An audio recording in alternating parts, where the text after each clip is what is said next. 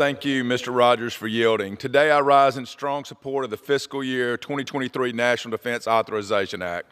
Our military is facing unprecedented challenges in a volatile environment, and this body is charged with the duty of raising and supporting our military to ensure our safety both home and abroad. As the ranking member of the Subcommittee on Intelligence and Special Operations, I am incredibly proud of the items in this bill that enable our intelligence and special operations communities in keeping our adversaries at bay. Thank you, Chairman Gallego and my ISO colleagues for working in a bipartisan fashion to ensure ISO equities are represented throughout the NDAA process. In particular, the codification of the Special Operations Command 1202 authority is significant. The authority authorizes SOCOM to conduct irregular warfare operations. The expansion of this authority is critical to our ability to compete and win in a great power competition environment. I remain concerned about our force posture and counterterrorism capabilities in Afghanistan resulting from last year's withdrawal. The administration has failed to provide the congressionally mandated report from Section 1069 of last year's NDAA.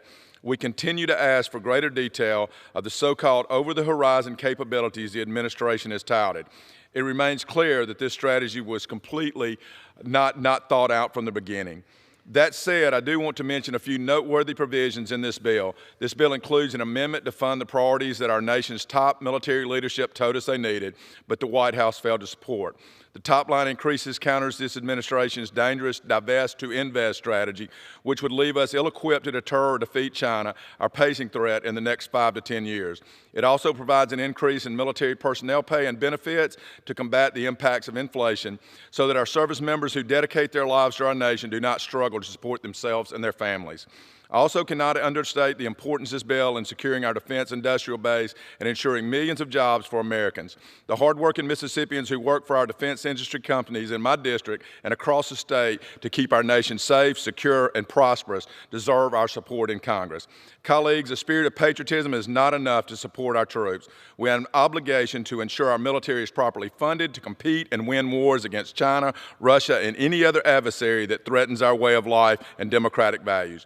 We have a responsibility to take care of our service members and their families in this period of record high inflation so that we retain the best talent. And we have committed to enact policies that honor our values, improve our national security, and empower our military leaders. We do all this by voting yes on this bill. Likely, I would be remiss if I did not thank my teammates on this committee and my staff working tirelessly on this year's bill. Special shout out to my ISO buddies, Chairman Gallego, and professional staff Patrick Nevins and my defense team Rodney Hall and Lauren Emmy. I yield back and ask to support this bill, please.